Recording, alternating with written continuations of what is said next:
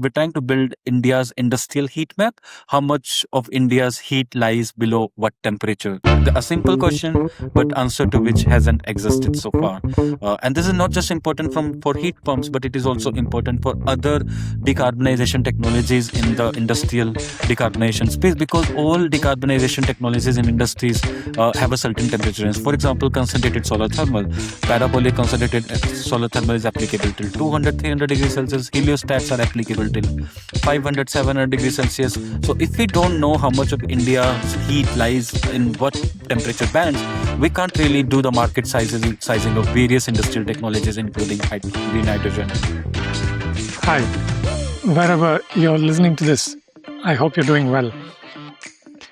Welcome to India Tech Report, a podcast dedicated to chronicling the rise of India's deep tech and climate tech startup ecosystems, one conversation at a time. I'm Hari Arakali, and in this episode, I'm joined by Pardeep Garg, co-founder and CEO of CRID India, the Center for Research and Implementation for Decarbonisation.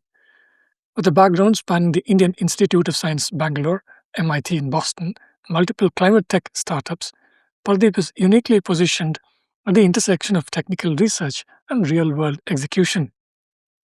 CRID India identifies itself as a think tank and implementation agency focusing on hard-to-abate sectors in industry and agriculture, where Pardeep points out that even though there exist well-understood technologies that are more energy efficient and therefore emission reducing, their adoption has not taken off because of the initial costs involved, lack of awareness, and so on.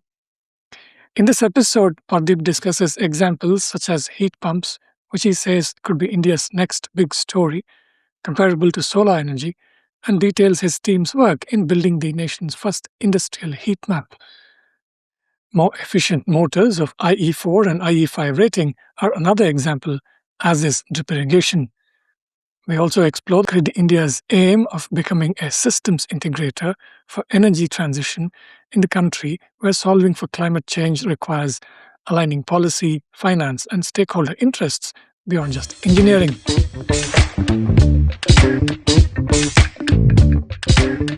So Pardeep, thank you for doing this and welcome to my podcast, India Tech Report, and looking forward to this conversation. And of course, there's so much of context for our audience for this conversation. Every day we read news about new climate disasters, new problems, and of course, currently there's the conversation of a potential super El Nino and all of that. For folks who may not know about your work, maybe you could start with a brief background about yourself and a little bit of your co-founders, how you guys started CRID India, and we'll go from there. Firstly, thank you, Hari, for having me on the show. CRID India is a think tank implementation agency, as we call it. It stands for Center for Research and Implementation for Decarbonisation. We started about 1 year back. It has been 1 year now that we started. And most of our co-founders are from Indian Institute of Science, Bangalore, from where I am also. So I did my master's and PhD from IISc Bangalore in mechanical engineering, in industrial engineering. Postdoc from MIT Boston, came back to India, did 3 startups, and my journey has been so far that I have so many learnings from university ecosystem, startup ecosystem, and I also spent during my PhD days time at a think tank called C-Step. So I could be seen as a person who has spent time in university ecosystem, then think tank, and then startups. So I wanted to merge my experiences. I wanted to work on interface. That's why we started this organization called CRID India. And as I mentioned, most of my co-founders are from IISc Bangalore. They did either PhDs, masters or PhDs from there. We're about 20 members now. And most of us have technical background plus policy plus startup background. Collectively, we bring about 100 years of research and innovation experience in the climate tech. Also about 7-time founding experience. So for example, I did 3 startups in climate tech, and Prashant, the other co-founder, did 2, Sankalp and Prasanjit, and so on. So collectively, we did 6 startups also. So we are not just philosophers or scientists in very traditional sense. We have also been executors. and now trying to venture into this think tank come implementation space. That's where we see the gap has been. Okay.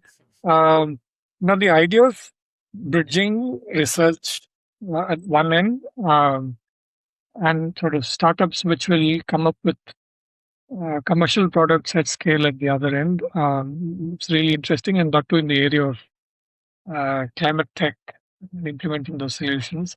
So, can you sort of briefly walk us through, and we can get into the details through the course of the conversation, but uh, give us a sense of sort of what you do, maybe even on a day-to-day basis. Sure. So we are basically looking to find interesting problem statements, to be very honest.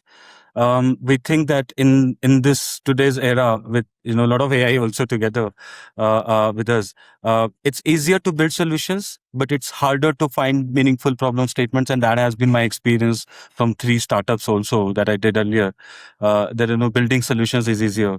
So what we do is mostly try to speak to a lot of stakeholders in 3 different domains: industrial decarbonization, agri-tech innovations, and transport. These are the 3 different domains that we work in.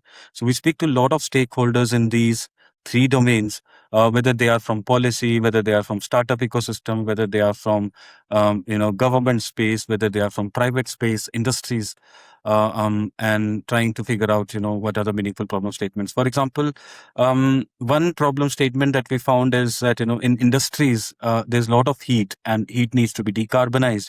How do we decarbonize this heat? There are multiple options, of course, but one of the technologies would be something called heat pumps, and heat pumps is a technology that has existed for quite some time, but it hasn't picked up the momentum in the country. So we figured out that, hey, this is something that already exists, TRL 8 9 plus, and yet hasn't seen commercialization despite the potential scale it can have.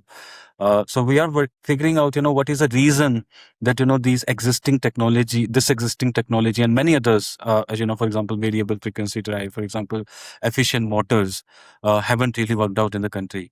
So we spend a lot of time also pondering over why is that there's so many technologies which could have been deployed in the country, existing technologies, and they haven't been deployed. Okay. I get that you all have sort of formally started work only about a year ago. Um, that said, can you give us some examples of specific projects that you're working on? Uh, Tell us what you have already done so far. Sure, Hari.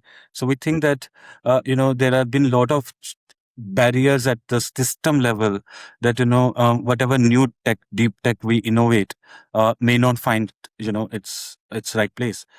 So what we're trying to work is work at the system level, at the ecosystem level, trying to remove barriers there. We will start interacting with startups, but that would be quite at some point, after 3-4 years perhaps.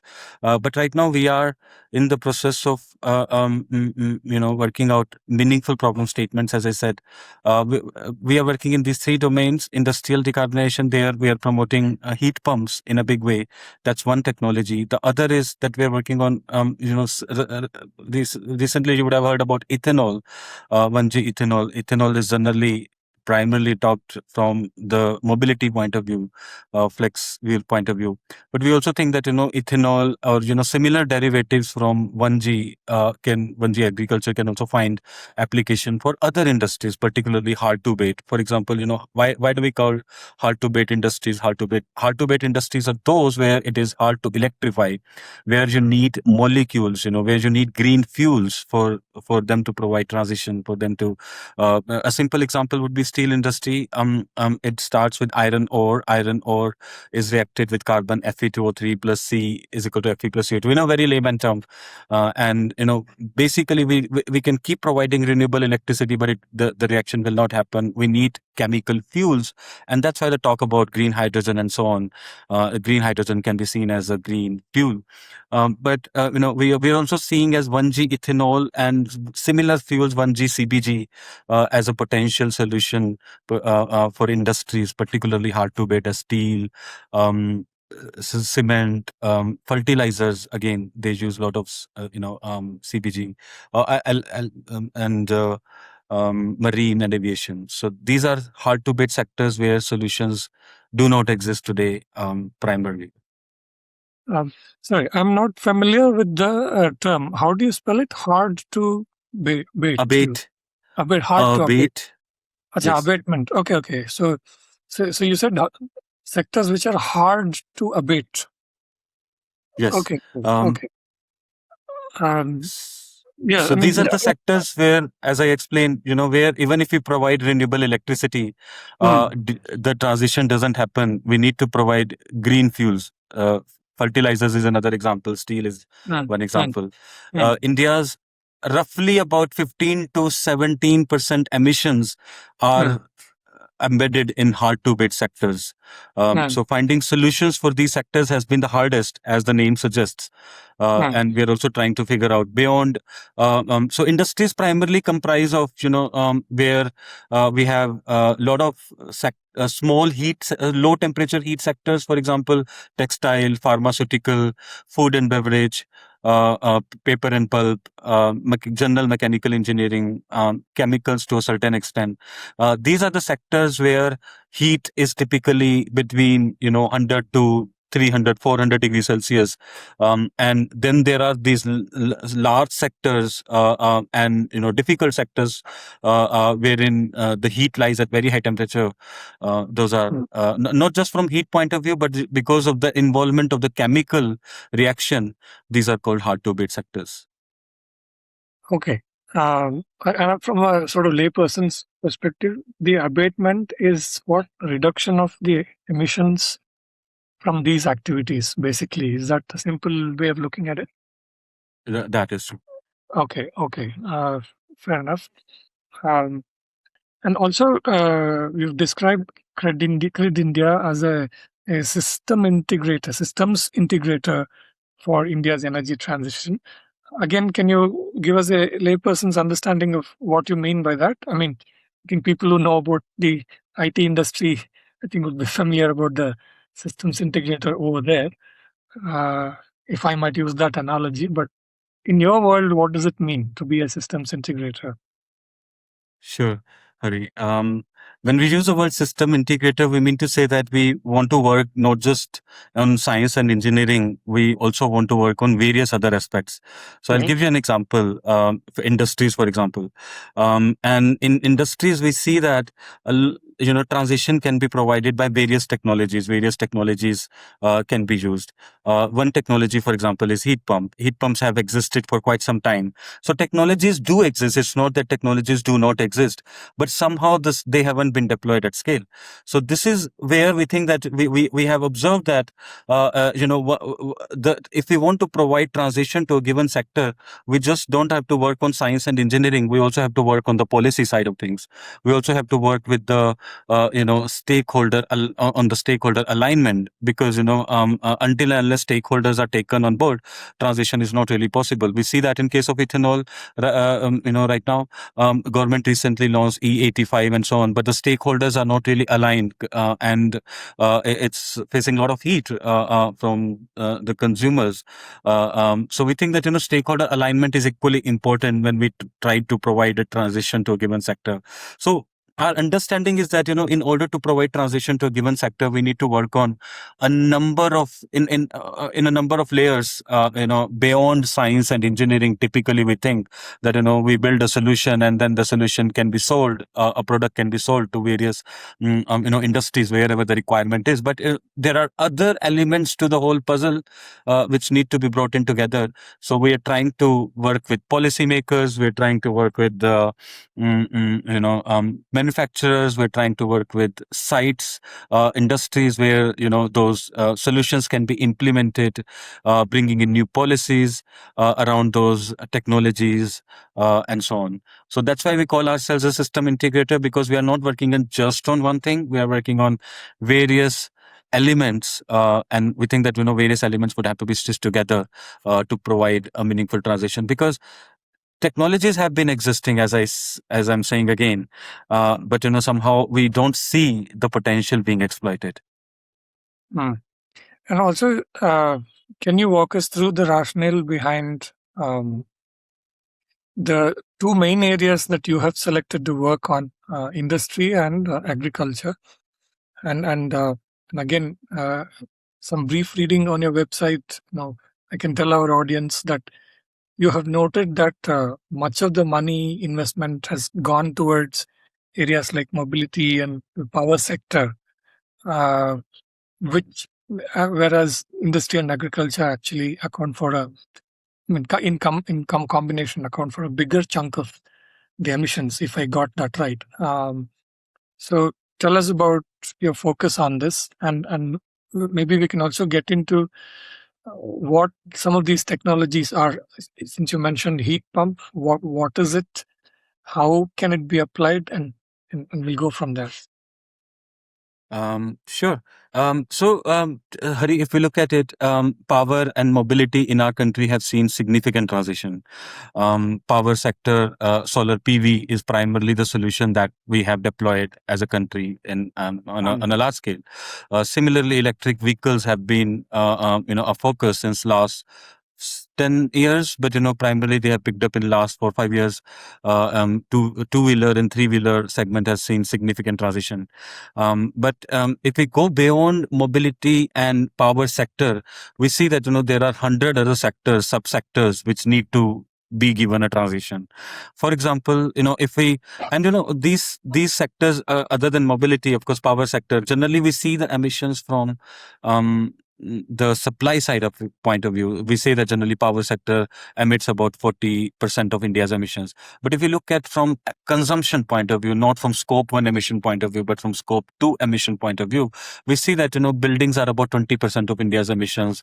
Industries are about 45% of India's emissions, including direct and indirect emissions, scope 1 and scope 2. And transport is about 10% of India's emissions, and the agriculture is of the same order as buildings, about 20% of India's emissions. This is from the supply side, not from supply, but the demand consumption point of view, and 10% of various other sectors, subsectors. Buildings, we have seen in last few years LEDs and come up, and brighten our life with white light, and they have provided a significant transition to the lighting sector. Similarly, BLDCs have come up in the last few years, and BLDCs again have been able to provide transition in our terms of motors, in terms of fan in our buildings primarily, and now we hear that BLDCs are also coming up in our mixie juicers and kitchen appliances also. So there is in building sector we see that there is much of transition that is happening, but there are few areas in the building sector also which are left out to be where the transition can happen. For example, geysers are still 100-year-old technology. A nichrome wire apparatus, it has been since last 100 years. The energy efficiency of a geyser is typically 80-90%. We give 1 unit of electricity and about 80-90%, 0.8 0.9 units of heat come out of it. So there also heat pumps can find application in high-end buildings. Heat pumps are already getting good amount of penetration, and their energy efficiency is about 300%. So again, in buildings we see that while there is a lot of scope that has been exploited, there is some room for the scope to be exploited. But buildings largely have seen some kind of transition. But when it comes to industries, mostly Indian industries have been dependent on coal, either coal or biomass to a minor extent, to some extent, and then to some amount of electricity is also there in the industrial sector. But primarily it has been coal, fossil fuel, as we call it. A very small percentage would also go for LPG or CNG that is used in our industries. So industrial emissions are huge and haven't found any transition as of now. We have to go, of course, industries comprise of many sectors, about 20 odd sectors, and we need to we can't bring all of them under one category. There doesn't exist one solution that will be applicable to all, but collectively industries emit about 40% of emissions. Also, I should mention here that it's not just about emissions, it's also about air pollution. Air pollution is perhaps a bigger problem than emissions. That emissions cause a problem, of course, but that's more I would say indirect, but air pollution, is seen, is felt. The effect of air pollution is more direct and more immediate. And industries, primarily also emit PM 2.5, PM 10, because of the poor combustion practices that happen in the industrial sector. So that's industries, large chunk of our emissions and air pollution, 40% on emission basis, and I would say 60% on air pollution basis. And then agriculture also has been, one of the sector which has seen a lot of subsidies, which has seen a lot of government support, and has been lagging behind a lot in terms of technology adoption, in terms of efficient energy efficiency practices. So we think that there's a lot of scope that is left out in the agriculture space. For example, fertilizers cause lot of subsidies given on fertilizers. Also about 2 lakh crore rupees subsidy is given every year on fertilizers, and cause about 2% of India's emissions again. And so this is again beyond fertilizers. Rice fermentation, growing rice also causes emissions, and so on. So collectively, agriculture also emits about 20% of India's emissions. So industries must agree collectively about 62% of India's emissions they cause. Can you talk about heat pumps now for folks who may not know what the idea is?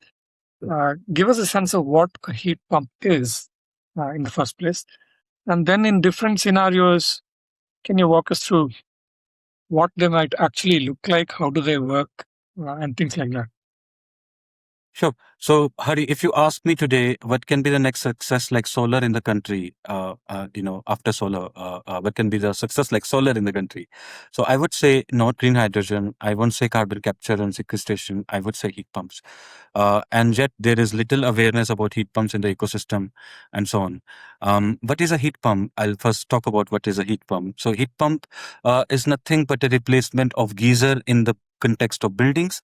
As I mentioned, geysers have energy efficiency of about 0.8, zero point 0.9. So you give 1 unit of electricity and zero point 0.8 units of heat come out of it, of geyser. But if you give 1 unit of electricity to a heat pump, it gives you 3 to 4 units of heat. So energy efficiency of a heat pump is about 3 or 4, 300 or 400%. And it matters because today, in at least you are in Bangalore, I'm in Bangalore. Our energy bill primarily consists of geysers, heating water. And so in case of buildings, heat pumps have though limited application, given that we are a tropical country. We don't require much of heat. We require much of cooling. On the other hand, so in India, in buildings, heat pumps have application, but those applications are limited to replacing geysers in our bathrooms and providing space heating wherever space heating is required. We also have a long mountainous region in the north and northeast of our country. So about 10 different states collectively, starting from Jammu Kashmir to the northeast Nagaland and so on. So space heating can find application via heat pumps in that belt. So this is at the application of heat pumps in the context of buildings, either in form of water heating or in form of space heating. When it comes to industries, that's where the significant chunk of heat is. First of all, I should also mention that our carbon emissions primarily come from heat. Heat is the reason for about 70 to 80% of any country's emissions, globally speaking, as well. So heat, and particularly industrial heat, and within industries, we find that heat is the largest cause for the emissions, of course. But also one thing that I need to mention here is heat is not a simple thing. Heat is indeed a spectrum, and the most important attribute related to heat is temperature. Heat is found at different temperatures, pressures, and other things, but temperature being the most important variable. So wherever heat is below 200 degrees Celsius, heat pumps can provide transition in those sectors, and those sectors are textile, pharmaceutical, paper and pulp, automotive sector, where a lot of coatings, metal related work happens, the leather, food and beverage, pasteurization of milk, dehydration of fruits and vegetables. For example, lot of sectors are there where heat is below 200 degrees Celsius. And if we calculate, what is the amount of heat, industrial heat that is below 200 degrees Celsius, we don't have direct numbers for India, but if we go by UK, Japan, and other countries, which treat other countries as proxy, 30 to 40% of India's industrial heat can be below 200 degrees Celsius, and that's where heat pumps can find greater application. And if we collectively see the carbon abatement potential, the decarbonization potential of these sectors, starting from textile sector, pharmaceutical, and so on and so on, wherever the heat is below 200 degrees Celsius, it could be about 10% of India's emissions, on an absolute basis of the total emissions of India. So significant amount of decarbonization opportunity exists via heat pumps in industries wherever heat is below 200 degrees Celsius.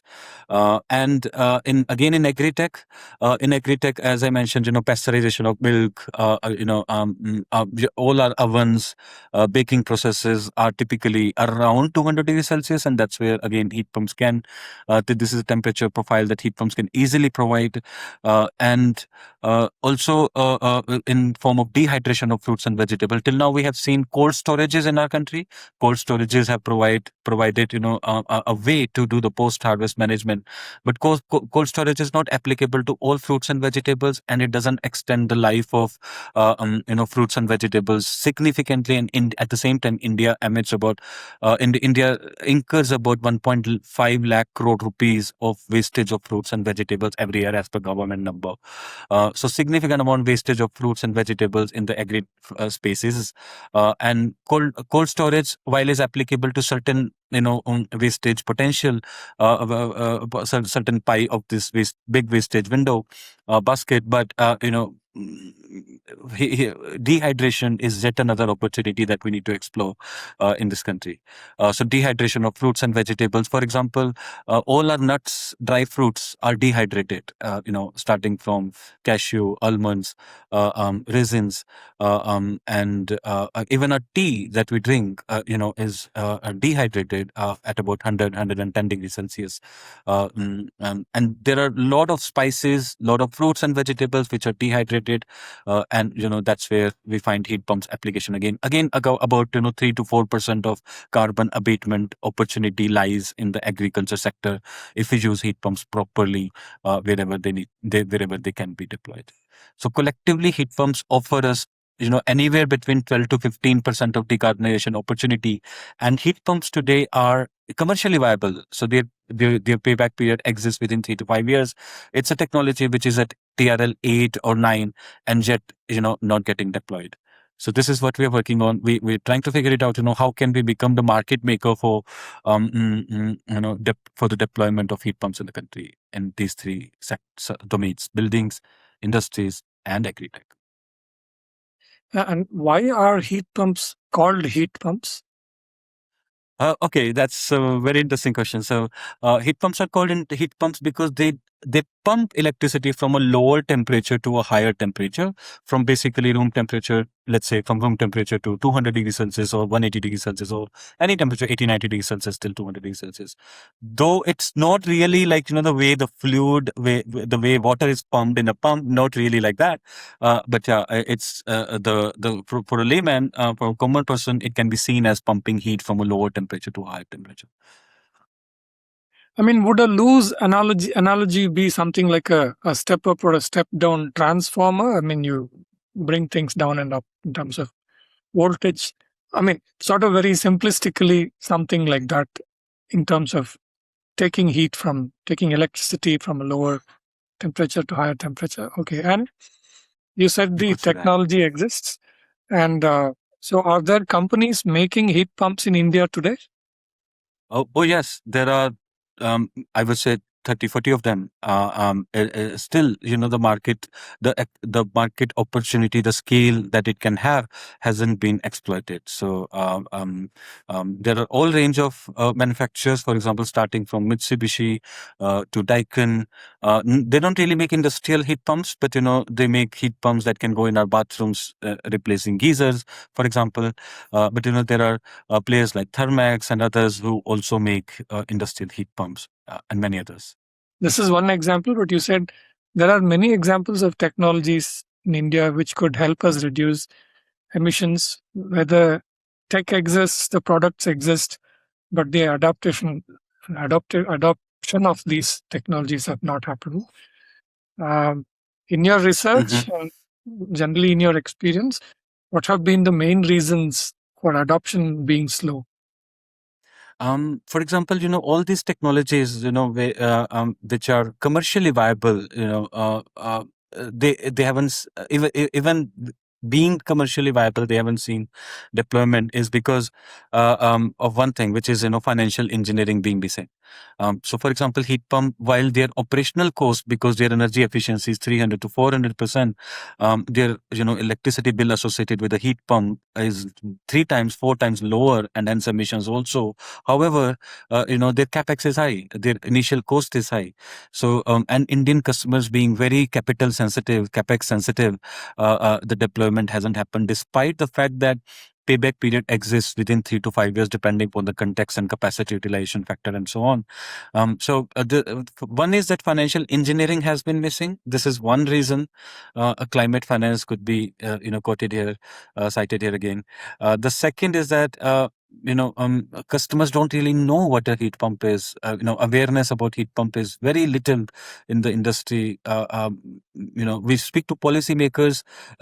They also sometimes don't know what a heat pump is. And they should make policies around heat pumps and so on. Very little awareness about heat pumps has been since we last started working on heat pumps. We have gained a lot of traction, and we have moved the stakeholders talk about heat pumps, not just talk about, sorry to say, that green hydrogen and carbon capture, sequestration. We also need to talk about what already exists, and what can be deployed and exploited, whose potential can be exploited. This is that's second. And third is also that low quality products that exist in the Indian market. While there are so many manufacturers that are there, but I'll give you one anecdotal experience. I during one of my last ventures, I bought approximately 10 crore rupees of heat pumps from 1 kilowatt electric capacity, 30 kilowatt electric capacity, and about 40 different odd heat pumps. And I never found energy efficiency of 300% whenever I bought Indian heat pump, but whenever I got German or Japanese, I could see efficiency between 300% to 400%.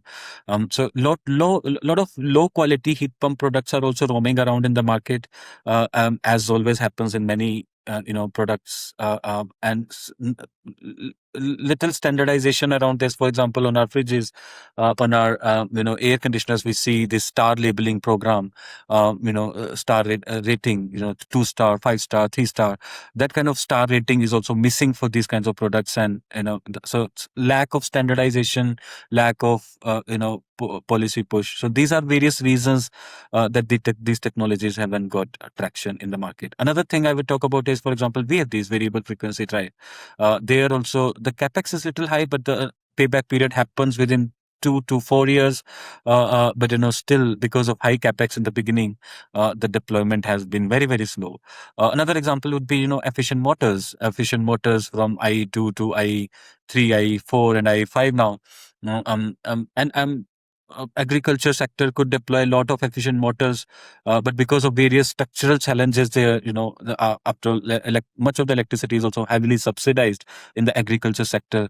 There is little motivation for consumers, for farmers, to switch to better efficiency appliances, in this case motors. So that has been another reason. So this is I can give you one more example, which would be around drip irrigation. Drip irrigation is a fantastic technology, but somehow again its potential hasn't been exploited in this country, because the business models are primarily flawed, if I could use a word.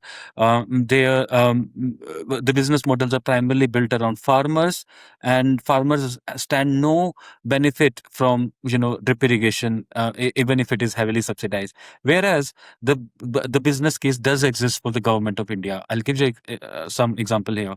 So government of India spends about 2 lakh crore rupees of subsidy on fertilizers every year, and Using drip irrigation can not only reduce the water consumption, can also reduce the fertilizer requirement. If Until now, government of India has spent about 20,000 crore rupees in the name of drip irrigation subsidy, under something called Pradhan Mantri Kisan Sanchai Yojana. And if we would spend, let's say, 2 lakh crore rupees on drip irrigation in this country, then the fertilizer requirement subsidy would come down by a factor of 3. It will become like 70-80,000 crore rupees per annum. So a recurring subsidy it is. In the third year or fourth year, we will see that the payback period for the government exists. Replacing drip irrigation, replacing fertilizer, part of fertilizers with drip irrigation. And so these are the challenges we see, that there are a lot of structural challenges because of which the technologies on their own are not wrong, aren't bad per se, but somehow the environment around them hasn't really, the business models and around whom we are trying to pivot aren't working. Okay. Heat pumps, one good example we've captured a little bit in this conversation. The efficient motors, you mentioned them a few times. So let's tell me a little bit more about that. I'll give you example of agriculture sector again here. India's roughly about 16 to 18% electricity goes in the agriculture sector, and primarily it goes in the water pumps there. And water pumps use some or the other kind of motor to drive the water pumping action. And most of these motors in India, though there exists some kind of benchmarking baseline studies, but the numbers can't be totally verified, but we think that what we observe is that roughly about 70 to 80% of India's motor lie below IE2 category, something called IE2 category, which are like very low efficiency motors as of now.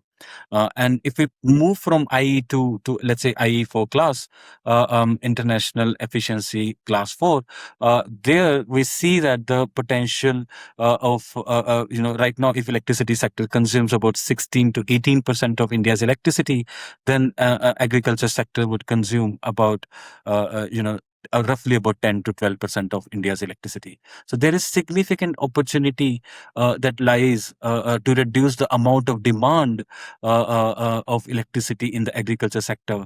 But because of the overall structural barriers, somehow the potential of these motors hasn't been exploited. A farmer typically says that, hey, I'm getting subsidy on the agriculture, electricity. Electricity is primarily free to me. There's no motivation for a farmer to shift from a poor efficiency motor to a higher efficiency motor. Have you looked at, I know you all have taken on many projects, so maybe it might be too early, but I'm curious about interest from entrepreneurs who want to build these kind of products, I mean, high quality products that can match, as you said, German engineering or Japanese engineering. For example, with BLDC motors today, everyone is familiar with Atomberg's ceiling fans. They've kind of become a household name for, although now all the other big companies are also making them. Similarly, do you find that there are entrepreneurs who would want to build these heat pumps, these kind of motors?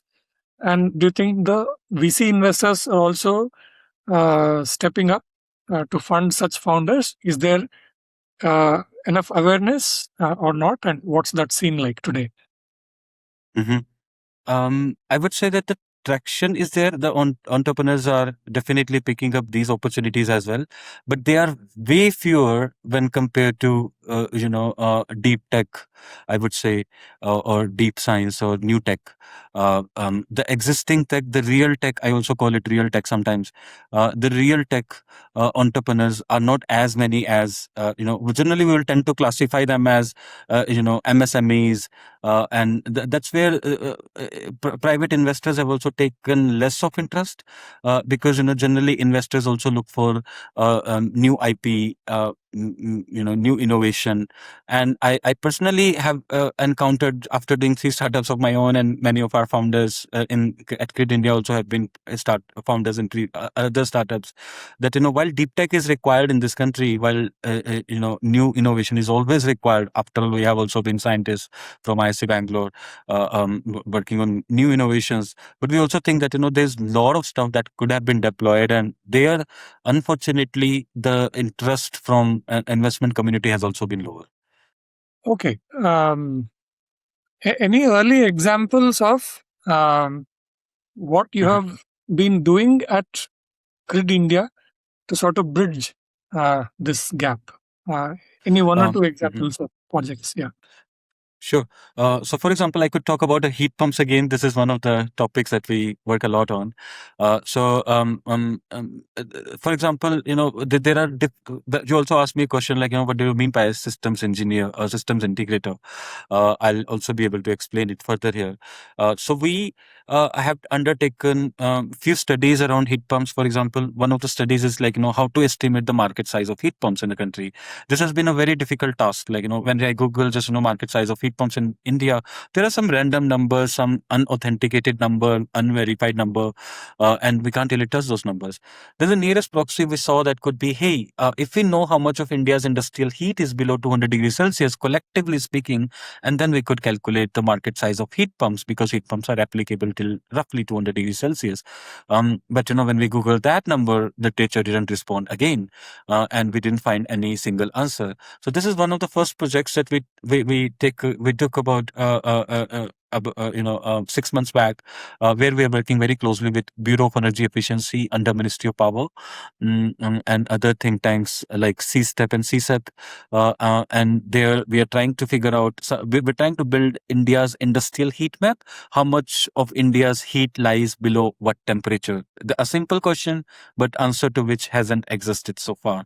And this is not just important for heat pumps, but it is also important for other decarbonization technologies in the industrial decarbonization space, because all decarbonization technologies in industries have a certain temperature range. For example, concentrated solar thermal, parabolic concentrated solar thermal is applicable till 200, 300 degrees Celsius. Heliostats are applicable till 500, 700 degrees Celsius. So if we don't know how much of India's heat lies in what temperature bands, we can't really do the market sizing of various industrial technologies, including green hydrogen, natural gas, biomass, to a certain extent, because adiabatic flame temperature of these fuels also is limited to a certain temperature. So that's one project where we are trying to build something called India's industrial heat map. We're trying to answer a simple question: how much of India's heat lies below what temperature?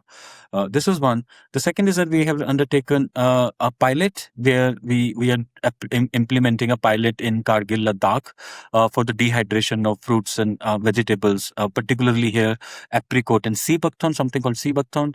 And Ladakh has been experienced. Ladakh is India's in India's number one state where jurisdiction where roughly about 15,000 metric tons of apricots happen every year, but about 5,000 get wasted every year because of remote geography, and the post harvest management infrastructure is not good.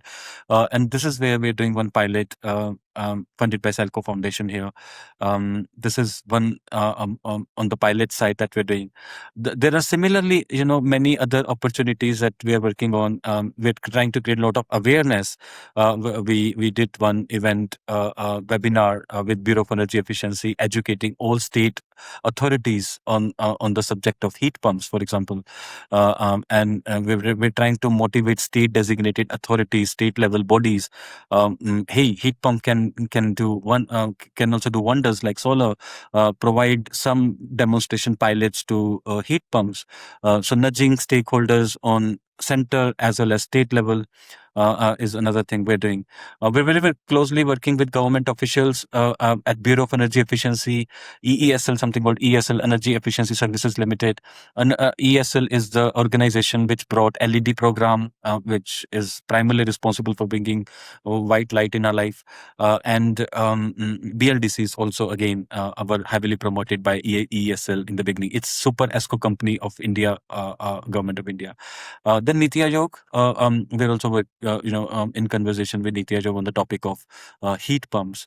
And we are also trying to, another thing that I would like to mention here is that we generally think that, doing 2-3 pilots is enough, and then, the transition to a given sector can happen, but it never happens like that, Uh, um, because doing a pilot always involves tens of variables, if not hundreds of variables, and even if one or two variables go here and there, the pilot doesn't really meet the objective, and then the technology gets the bad name, and that technology may not get picked up for another 2-3 decades or so on. So we think that doing enough number of pilots is yet another requirement. We shouldn't be miser in doing, let's say, we just do 2-3 pilots and say that, hey, this technology works or not. So concluding, whether a technology works or not, we need to do, I would say, hundreds of pilots. And this is also because India is quite wide, quite diversified. A textile industry in Tirupur may not match in terms of the technology, when compared to Panipat cluster of textile industry, there. A pilot implemented in Tirupur textile industry may not motivate somebody in Panipat textile industry. So we need to do everywhere 2-3 pilots in a given cluster, so that word of mouth can happen, and others also pick up. So this is so we're doing multi-layered work, from doing research work to nudging policymakers to doing pilots, doing initial pilots ourselves, and with other stakeholders. We are in discussion with various stakeholders to do pilots, and this work also requires a lot of pre-auditing. Pre-pilot work, I could say, a lot of audits. Visiting industries, figuring out what is the decarbonization opportunity that lies in this industry. Where is that economics will also be favorable. Doing all these activities, we that is why we call ourselves as a system integrator. Over the next couple of years, can you give us a sense of what are sort of the top priorities at CRID India? What would you focus on? So we want to focus, Hari, on the opportunities where the technologies have already existed, but somehow because of systematic level challenges, somehow haven't got deployed. These are the opportunities that we want to work on collectively. We want to pick up, let's say, right now we are working in industrial decarbonization and agri-tech innovations, particularly from carbon emission point of view, and agri also. And we think that we should be able to pick up, let's say, anywhere from 5 to 6 sectors in next 5 years, and provide a meaningful transition to these sectors. So that is one thing. In long term, we think that we should be able to build. We should be able to pick up, let's say, 20 sectors, and if we will not be also successful in all sectors that we pick up. Even if we are able to even if we are able to be successful in 5 to 7 sectors, we are able to provide meaningful transition. That may mean 5 to 10% of India's decarbonization opportunity. So this is what we're looking at, wherein we provide. We want to be known as transition provider to sectors. That's it for this conversation. You'll find the links to Pardeep's bio and CRID India's website in the show notes. You can support my work by subscribing to my posts at indiatechreport.in. I'm Hari Arakli. Thank you for listening.